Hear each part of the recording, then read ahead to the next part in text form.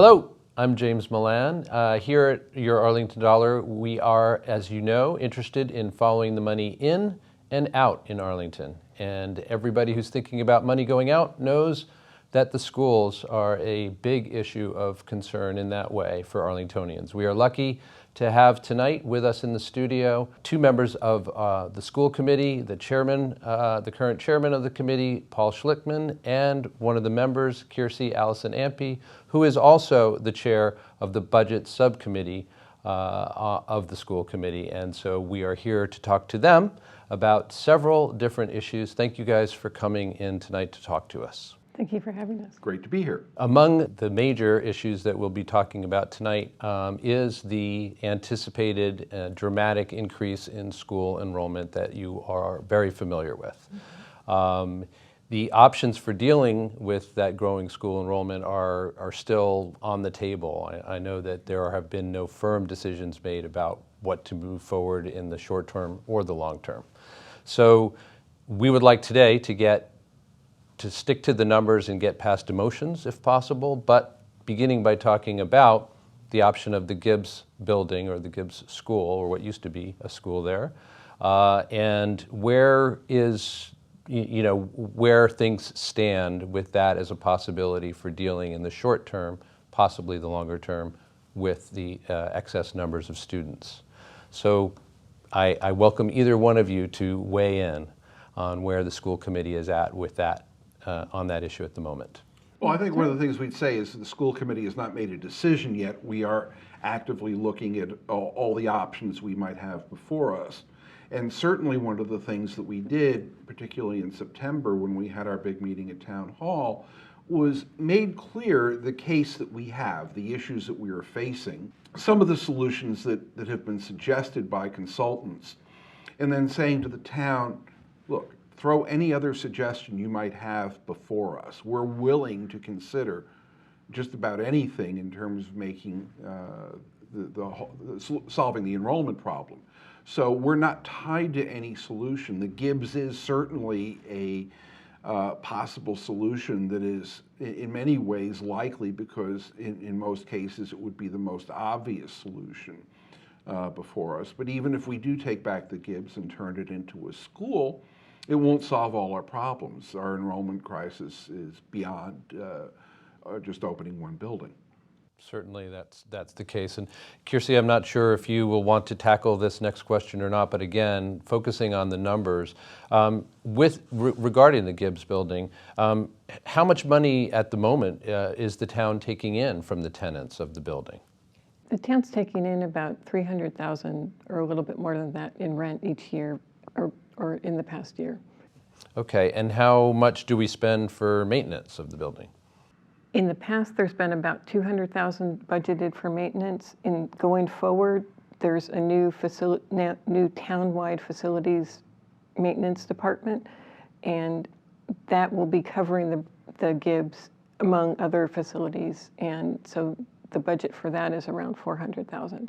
Okay, and if we do move forward with the idea of using that as a facility for as a school, how much might it cost to make it ready for such purposes?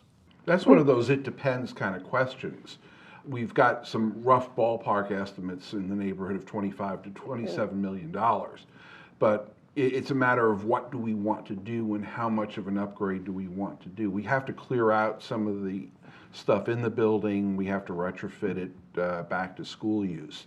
But in terms of outfitting it to meet current standards for what we'd want for a school building, what kind of repairs, what kind of remediation we're going to have to do. We won't really know a firm answer until we make a decision and hire an architect to go in there and scour the building and submit a plan to us. My understanding of the numbers was a little different, that we haven't received any firm estimates. We only received what's called comparative costs. So they did different scenarios and told us it would cost this much and just did rough estimates. And the estimates that were received all included the Gibbs plus a number of modulars. We didn't get breakdowns of those. So the number that Paul is mentioning to my understanding, it would include not just the Gibbs, but also some modular costs. So doing the Gibbs alone would be somewhat less than that. Right, and the number you're referring to is the 27 million that you had just mentioned. And certainly an ear-catching number, that, so I'm glad for the clarification, thank you. As you just said, there's a lot of what-ifs here, and you laid out a possible sequence of events that would have to happen even if this moves forward.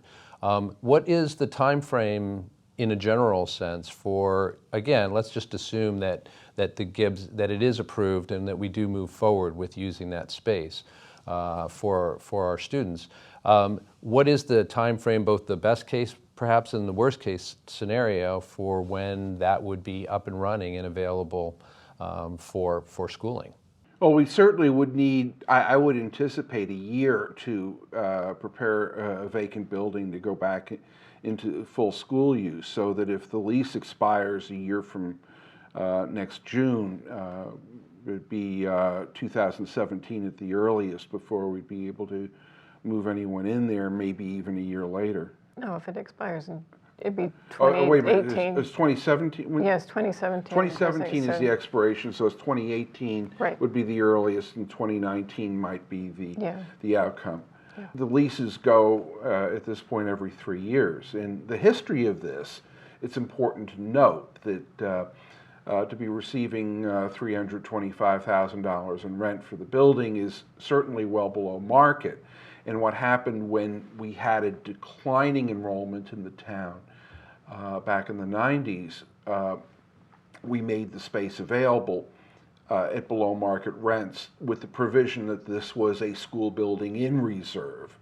So that was the reason we did what we did. We didn't sell the building, we didn't rent it out at market rates, and of course the town is not in the real estate business. It's not what we do. We provide municipal services, but we kept the building in reserve in case we needed it. And for many years we didn't, but our enrollment's gone up from 3,700 back in the early 90s. We're now over 5,500 now. And we're anticipating even another 1,000 coming through if the projections hold. And even if they don't, 600, 700, 800 is still a lot more kids than we have now. So the need is critical, and this was the reason why the town decided 20, 25 years ago to put the school in reserve and lease it out the way they did. Yes, and I think that is an important fact to note, that it was at that time and has been considered ever since to be a school in reserve. So if needed for the purposes that we're contemplating now, it would be available. Mm-hmm. But one thing I think that's not coming through with what Paul's saying is that many committee members feel strongly, we understand the value to Arlington of the programs which are there and that they need a place too. And we're not taking it lightly if we feel like the Gibbs needs to become a school again, or can we find another solution? So we're not just trying to say, oh, this is the easy one, let's go for it. We're trying hard to find something better that'll work. Right, and although I mentioned at the outset that we want to concentrate on numbers rather than emotions, I'm sure that the school committee is as aware as everybody else in Arlington that there's a strong connection for the people who are currently housed in there and for many people who have availed themselves of those services or those facilities, that something, if this needs to happen, that alternatives for those who are current tenants be found in the best possible way. Yeah. And it's certainly an amenity for the town. I mean, people really value the Arlington Center for the Arts and the other tenants in that building. And, I don't have school-age kids in the system. I get more value out of the Arlington Center for the Arts than I do from the school department, except that the schools definitely impact my real estate values. But in terms of the amenities, the things that make Arlington a wonderful place to live, they're an important part of that. And we as a town need to get together and not only make sure that we have the space available for the children in the schools, but we also need to preserve the amenities that make this a special place to be. Right. So what other options are on the table outside of or in addition to the Gibbs building to address this increasing enrollment? I know that facilities has been looking, so this is being discussed by the facilities subcommittee, and then they bring what they've talked about to the full committee. My understanding is that they're also looking at other options involving Ottoson, either increasing the size of Ottoson, perhaps by building on the parking lots or by building on the crusher lot, which is the space near the Ottoson. There's a possibility of moving kids around, so we would move the 8th grade to the high school if and when the high school is being rebuilt. So we'd enlarge the high school and then offload some of the students from the Ottoson. What that option doesn't buy us is we're having growth at all the elementary schools too, and that doesn't help those students. The elementary schools stay crowded. So there's a lot of things that we have to be balancing. Yeah, well, as you just mentioned, there's significant growth at all of the elementary schools. A number of them have been rebuilt in recent years or renovated. How much growth capacity was planned and built into those schools during those rebuilds? How much was that a factor in what was done during the rebuilding? Well, that's sort of a good question, because the rebuild plan that we got into for the 7 elementary schools commenced back in 1998. And that was when we had less than 4,000 students in the school system. When the Ottoson opened, actually that was the first one. In 1998, we had 966 children in the building. We now have 1,107, and they're projecting up to 1,500. The bracket was opened in 1999. It had 263 students, and it now has 497. So all our buildings are exploding, and in fact, the Thompson in 2013, when we opened it, we had 358. The following year was 392. So you plan for some contingency, but this is way beyond any contingency that you can anticipate. This is going on across the system. And we never intended for the Ottoson to be as big as it is right now.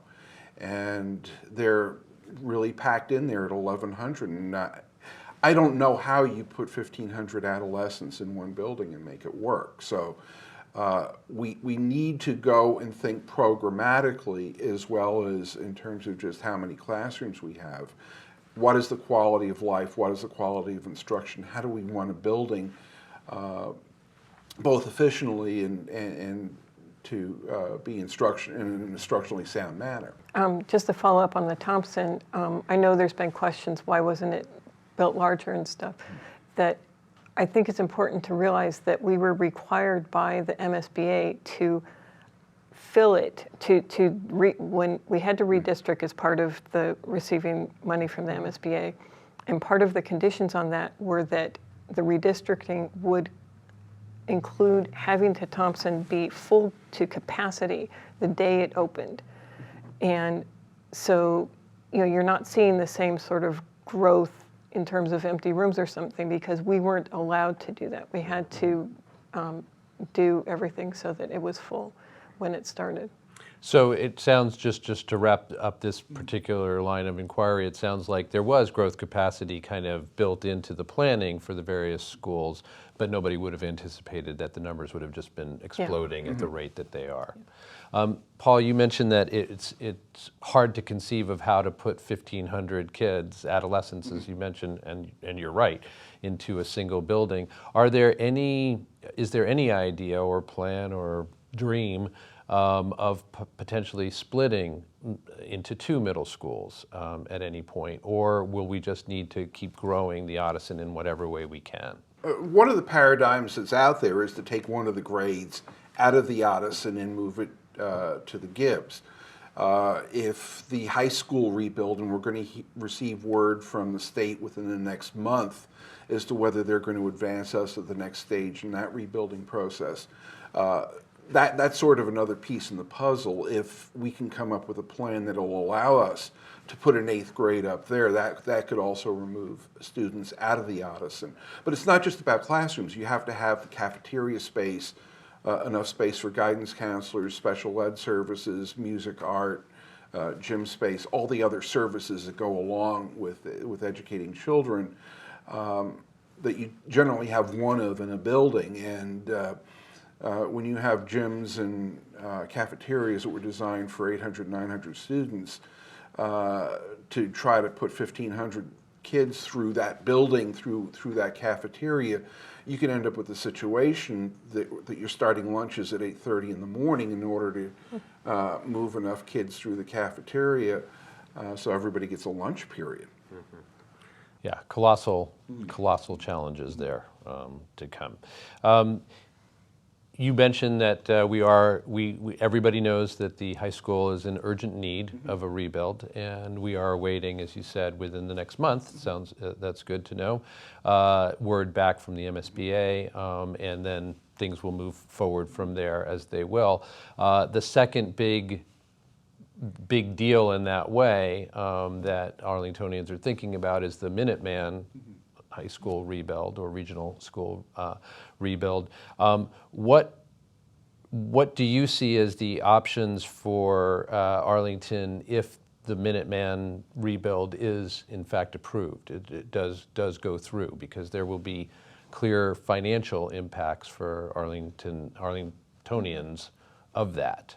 I mean, it's just going to add to the overall cost in terms of providing facilities. It's unfortunate that they're all lining up at the same time, but our high school need is very, very urgent. I mean, you've watched on television that we're meeting in the selectmen's chambers and have been since September because the elevator broke down.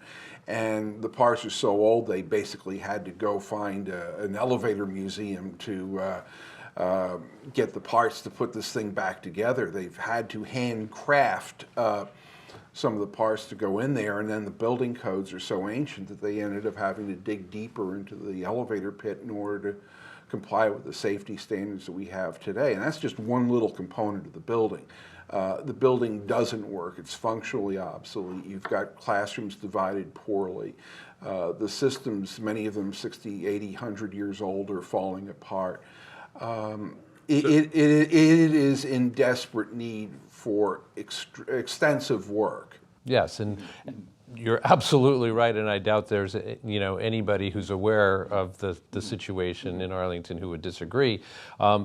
Given though this 1-2, as you said, it's quite a 1-2 punch, and given the fact that at least at this point it looks like the Minuteman project may proceed before we know what's happening with AHS. How will that impact plans to rebuild AHS? I don't think it really has an impact at all. We will go sit down with the state and talk about our needs for the new building, and we will work together in terms of devising a plan for a new Arlington High School. And the process now is very prescriptive. Under the old rules before the turn of the century, when we rebuilt some of the elementary schools, we were just able to put our name on the list, and when our school got up to the top of the list, they'd fund what we want to do. But they're very prescriptive in terms of what they will allow, what they will pay for. So they're going to come in, they're paying maybe a little less, maybe a little more than half the cost of the building. They demand to have a major say in terms of how we build it. So to understand what they're going to allow us to do is basically in a large part in their hands. But I know the taxpayers of Arlington recognize the need to fix this school. We stand at risk of losing our accreditation in the next cycle if we don't make significant improvements to our facilities. It sounds like you're looking for some idea of numbers. Okay. Always. If Minuteman was rebuilt at a $144 million cost, Arlington's share would be around $36.6 million.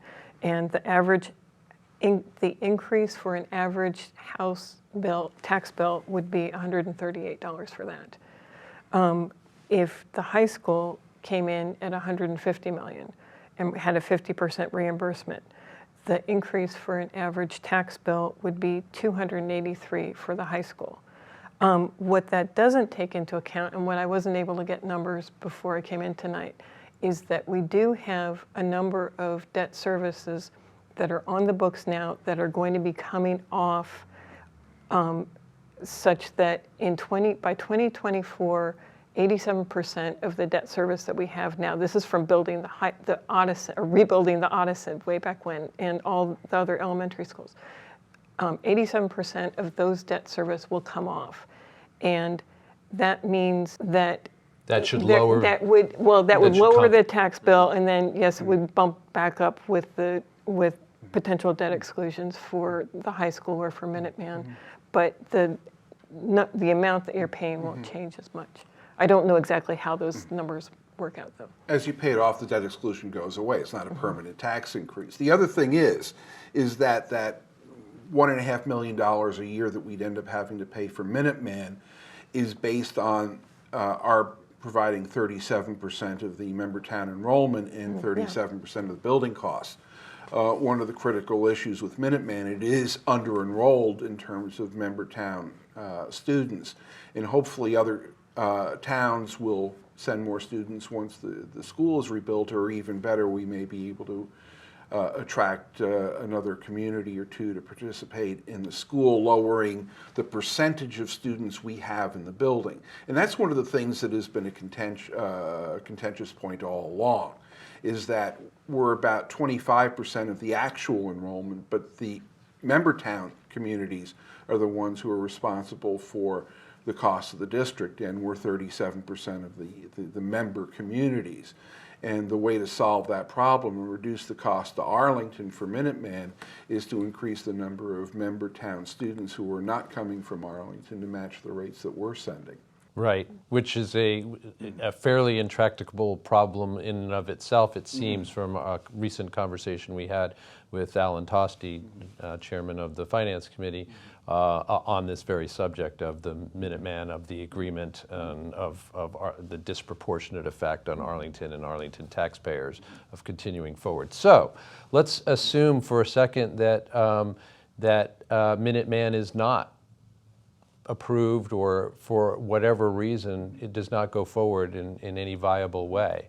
Are there plans, is there a way for Arlington Public Schools to accommodate that student population that currently is attending Minuteman? Actually, no, it would be illegal for us to set up a competing vocational program. If they don't rebuild Minuteman, the school will continue to exist and their programs will continue to exist, but they'll be in a substandard facility. But that will still be our vocational school, and state law prohibits a municipality that's a member of a regional vocational district from competing with their regional vocational school. Right. The school would have to totally dissolve the Right. regional. So that's you're the saying, scenario so you're that saying, I'm actually okay, you're saying it goes, postulating, okay, yes. so we don't care how we get there, but. Right, by whatever right, means it actually right. goes Okay, away. so it's totally gone. We're not in this. So yes, I feel that the high school would be able to absorb, I mean, we would have to, or else find them somewhere else to go. But in a rebuild situation, that would be a good time to be thinking about this. There are still facilities under the high school that used to be used for automobile maintenance and wood shop and all sorts of things. Some of them would need environmental cleanup and things. I don't know what the amount of money it would cost to include those programs. It would be significant. No, I don't think the state would allow the school to disappear. I don't think that's, it's not a plausible He doesn't. scenario. I don't think it's a plausible scenario. You have a case where you had Essex Aggie and merge with a vocational technical school in the same area because neither were viable institutions on their own, but combined they were, and the state imposed a new governance structure and fee structure for Northeast or Essex Aggie and the corresponding vocational program up there. The state could at any time they want step in and recreate the district. All municipal governance is based on a charter from the state, and they can make us go away. The state could abolish the town of Arlington tomorrow as Right. well. Fair enough. And say, you're too small, you need to be bigger, combine with Lexington and have Combine a with nice Cambridge life. and get their money. Yeah. Well, I'm not sure if it's in your opinion, any less implausible that Minuteman continues, but with a reduction of the programs, of the services available, et cetera. So as you said, Kirsi, just now, at the time of the anticipated rebuild of the high school is a good time to be considering these kinds of things. Right, but is that part of the plans for the rebuild, that maybe we'd have to take some programs on to be able to provide some programs if they weren't provided at Minuteman? Yeah, I think what Paul's saying, that's Minuteman's not going away, and that we can't provide regional, I mean, we can't Of provide any sort, even if they're not providing a program of study in a particular area? It would have to be an academic program as opposed to a vocational. So that there are things that Minuteman does which is very high tech but also has an academic bent to it. Some of the engineering programs they do and some of the technology programs. And we can align in certain ways to meet those, but in terms of the hardcore trades, we'd never be able to get into that business. My understanding was that we could provide something that they don't provide, but if then they choose to start providing it, we have to make our program go. So it would not be a good way to spend money to set up something, and then they just need to turn on, and then we have to close ours down completely. Excellent. Actually, under state law, what happens is if there's a program that Minuteman is not offering, we cannot offer it because we're not allowed to open a new program.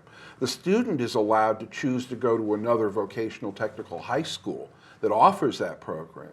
So the state's dedication to technical vocational education is to have students being educated within that setting and to have different offerings in different schools so you don't have duplication in neighboring districts.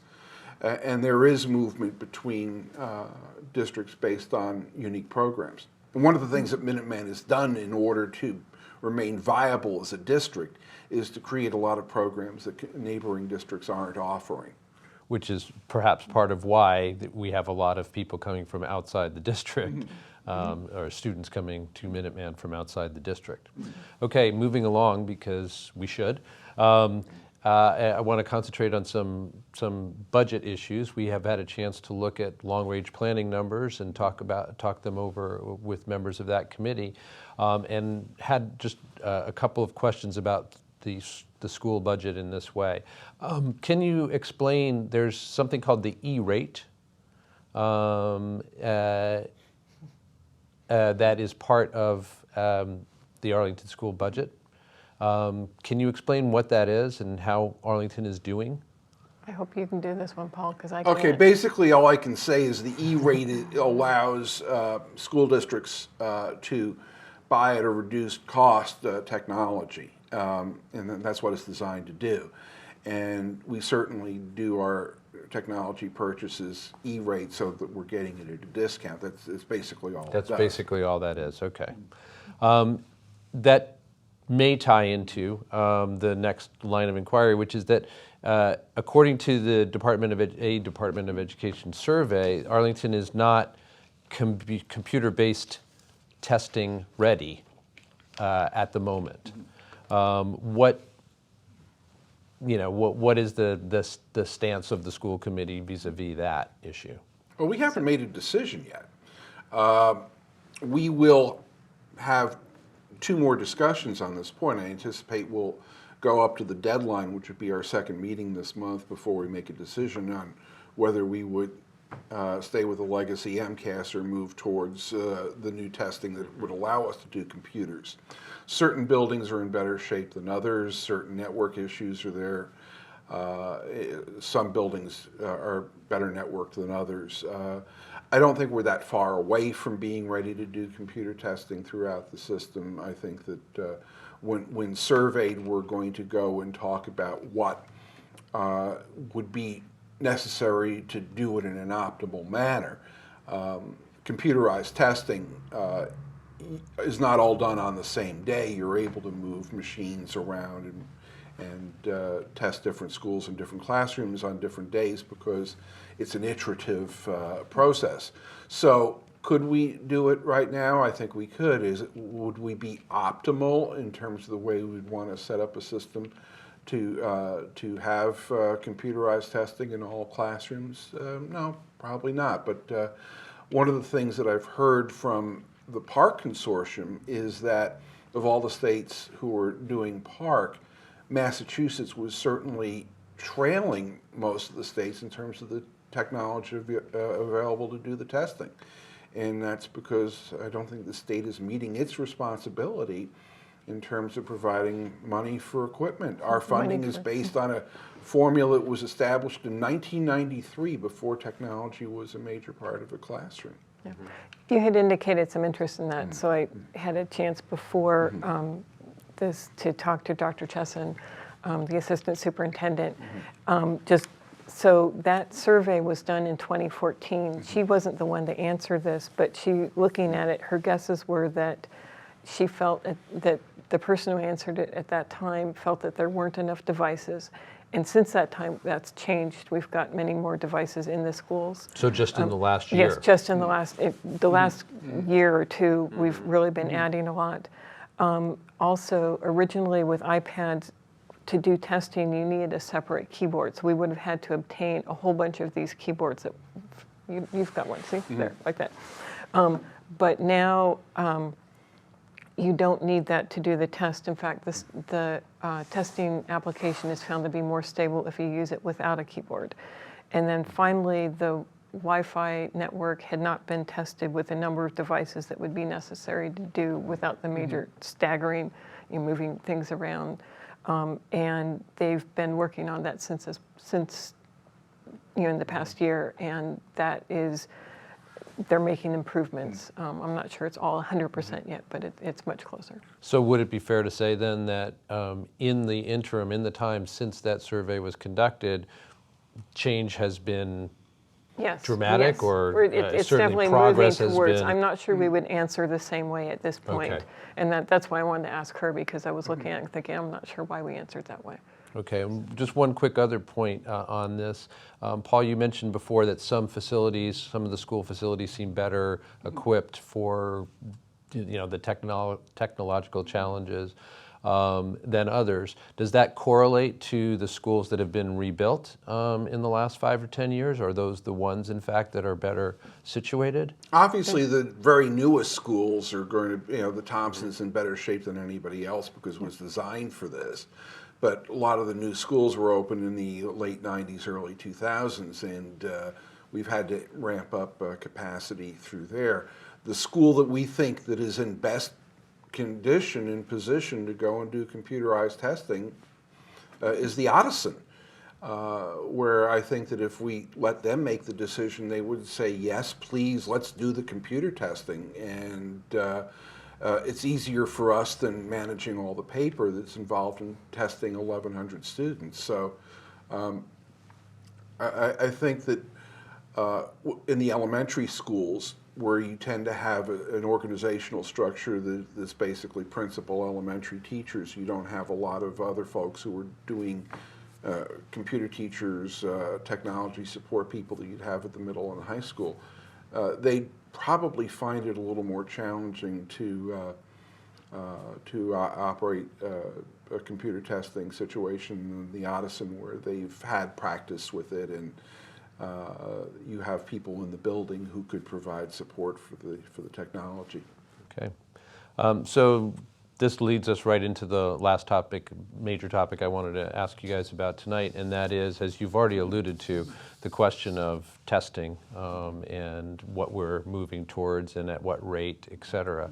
And you acknowledging, as you have said, that the school committee itself has not reached any kind of decision, and that's forthcoming perhaps in the next couple of meetings. Can you just outline for us, I understand that the school committee, there's diverse opinions within the committee itself about MCAS, the hybrid MCAS 2.0, MCAS, PARC, and I know coming up this spring, there's a choice to go with PARC or go with MCAS. So can you just outline what are the respective school committee positions regarding MCAS and PARC as potential, as possibilities? Well, we were split pretty well evenly the last time we made the vote, but we had 3 members who were willing to go forward and try PARC, and 4 wanted to stay with MCAS. No, it was a 3-3. It was a 3-3 vote, but the person who was absent he would have voted. would have voted MCAS, which is why we didn't I go didn't know. and recast that. The parameters are different this time because the state has said we are going to MCAS 2.0. In a couple of years, it's going to be computer-based. It is going to be PARC-like, so what it's going to be is it's going to be state-run, but the questions are going to be much more like PARC than they are the old MCAS. So we will have to go there unless the State Board of Education changes its mind in a couple of years. So do we move forward now, or do we stay with MCAS? Now, one of the things that's going to influence the decision, I think, and we're celebrating very much today because we just got word that the Odyssey Middle School is now a level 1 school. It is at the top of the heap of middle schools. It is in the top 8% of middle schools in the state. And if we choose to go to PARC, we have a hold harmless provision so that even if the school slides back a little bit, it will maintain that level 1 status. And for a large high school, middle school, where every child is tested, achieving level 1 status is difficult. So that's going to be an additional consideration that wasn't before us the last time we made the decision. And we know where the state is going now, what we didn't know before, and it became a choice. Do we align with PARC or do we align with MCAS and hope PARC goes away? We now know what the final destination is going to be, and so the question is going to be, how do we get ourselves to a point where we're in our best position when the state transitions over to one test, which would be MCAS 2.0. So the parameters have changed, and we are not allowed to talk about this outside a school committee meeting because that would violate the open meetings law. It would be deliberative in nature. So I don't know what the other members are thinking, but I just wanted to frame the differences in the conversation now as it was before. I can talk about what I talked about last time, though. Yeah. So I was one of the members voting no last year, and the reason no go to PARC. No moving to PARC. No moving to PARC. And my concerns at that time were that I felt that it was unclear that we were technologically ready. The administration was proposing going to PARC and doing it all electronic, and I was concerned that we were both electronically. It was unclear to me that we were actually ready at that point, both bandwidth and devices, and also it was unclear how much that the students would have enough time to have test prep. I mean, to understand, to learn how to do the test electronically, because it's different, and there's tricks to it. Just you need to know where things go. Right, you were worried that students wouldn't be there wouldn't be enough time for them to adequately prepare. Then it would be a stressful situation. Like Paul says, I'm not supposed to talk about things now. Okay, so I can't go that way. Anyway, I think things have changed somewhat since that point, and I'll just leave it there for now. Okay. But that was my concern, and also at that point, it really was unclear if PARC, like Paul was saying, is PARC going to stay? Is it going to be the same? And there's been a lot of changes to PARC since then, and I think in part because there were so many school committees that opted not to take it. You'll see in the papers, over 50% of towns took it. Well, actually, it was just barely over 50, and there were a lot of people opting to stay with MCAS. Since that time, Massachusetts has withdrawn from just doing it with PARC. Now we're going to do it our own way, and we have the ability to change the test even if we go forward. And I think some of these changes are happening because there was such pushback. Such pushback. Even if it wasn't everybody or even a majority, it was a big chunk of people. And I think that's good.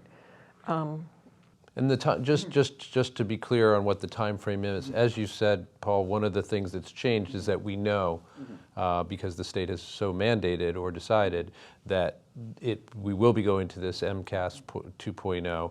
And is that as of spring of 2017? Is that right? Or this will be the last. 2017 will be the last option year where you have a choice of being the Park versus MCAS, the old MCAS 1.0. The following year, everybody's going to transition to the Park-like local test, which the is school year 2017, 2018 yes, school year? right.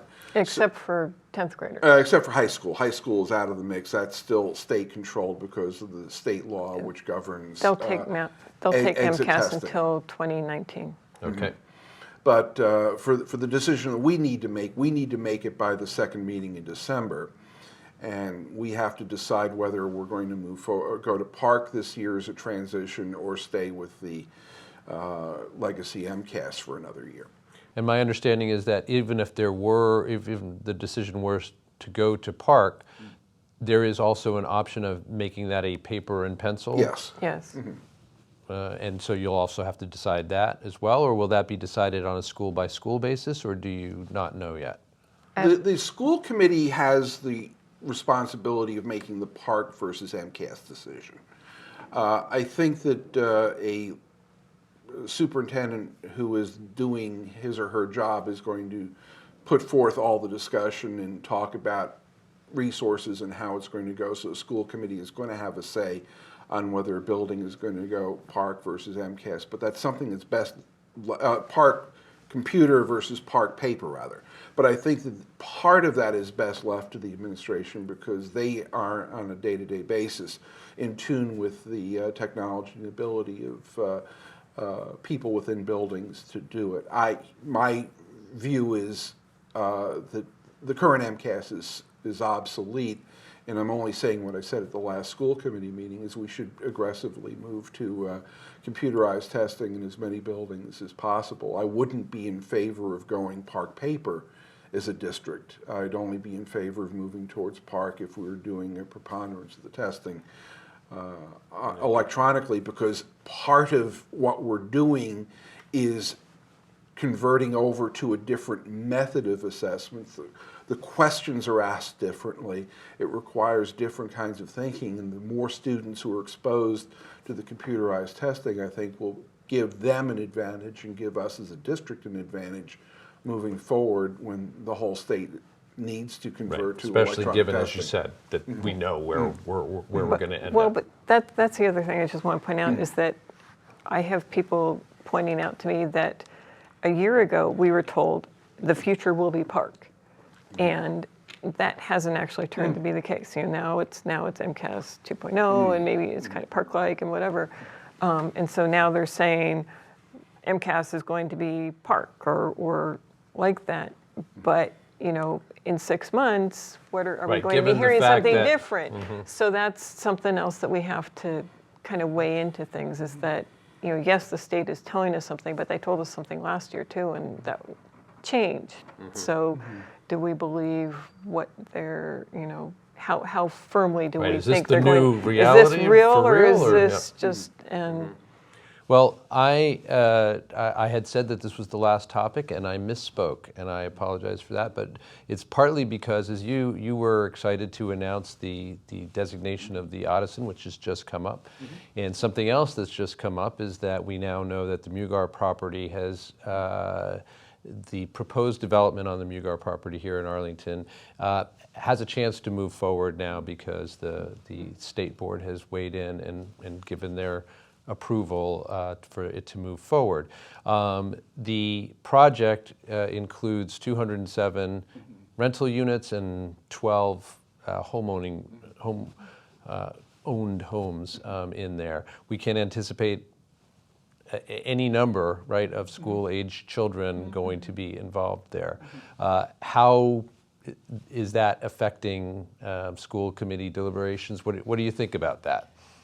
we haven't started talking about it yet because we haven't had a meeting since it changed, since it went through.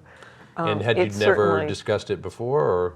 I think it's being discussed somewhat on facilities as as they discuss enrollment and the growth and that this is a possibility. But that the school, it falls into Hardy, right? Yeah. So Is it all in a single district? It's Yeah, all I guess in a of single. course it Yeah, would it's all be, in a right. single district, and we already know that school is at its beyond limits. capacity, Yeah, it's yeah. beyond capacity. It depends which year you'd say.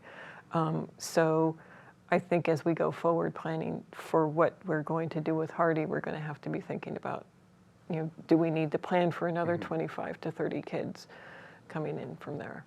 I mean, one of the things is that when we received the demographic report, it was based on what we have now. They did not build in potential new developments, and they were very clear about that when they made the presentation. So obviously putting 200 units of housing in that corner of town is going to ratchet things up even more. One of the things that I just am reminded at constantly is that MUGAR has paid taxes to support municipal services to the town all these years, so I don't think we're in a position to say, well, no, you can't put homes there and send kids to the school, even though you've been paying taxes over these years. The issues regarding MUGAR is not whether or not a property owner can build homes and put children into our school system. Everybody has the right to do that. The question is environmental, is whether or not that site can support that level of development.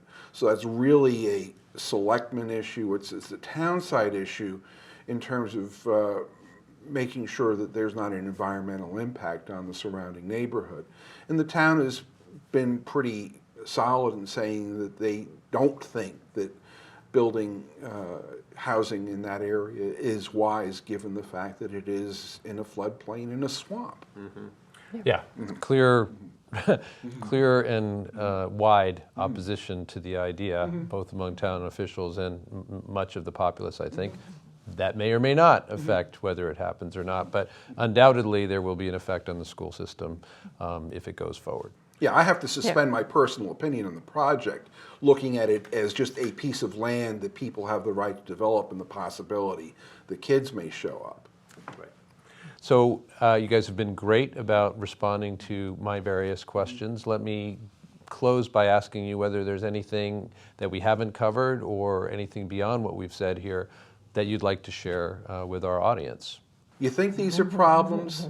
These are good problems to have. The reason why we have these enrollment issues, the reason why we're having these conversations is this has become a very desirable town.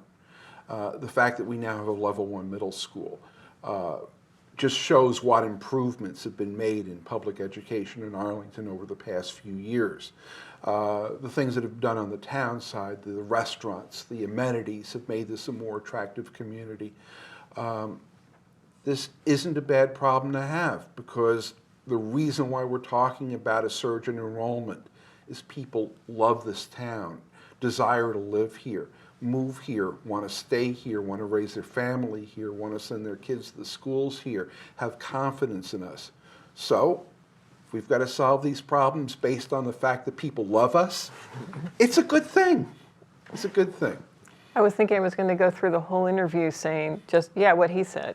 And I haven't had to do it much, but yeah, what he said. I think one of the good things about this school committee, and I think it's an outstanding school committee, is that we all have different viewpoints, different levels of expertise, different perspectives.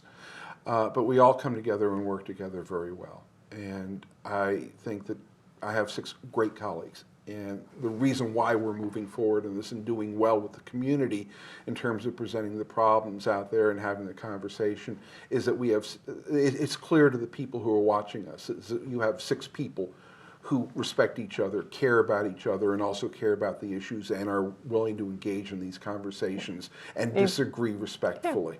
Yeah, even when we have widely varying views. Right. I am sure of that, and having witnessed a number of deliberations, I would agree. So want to thank you both. It has been substantive and valuable conversation to have. Really appreciate your taking the time, and we'll do it again. Excellent. Great, thank you. For Paul Schlichtman and Kirsi Allison-Ampe from the Arlington School Committee, I'm James Milan for Arlington Public News and Arlington Community Media. Thanks for joining us.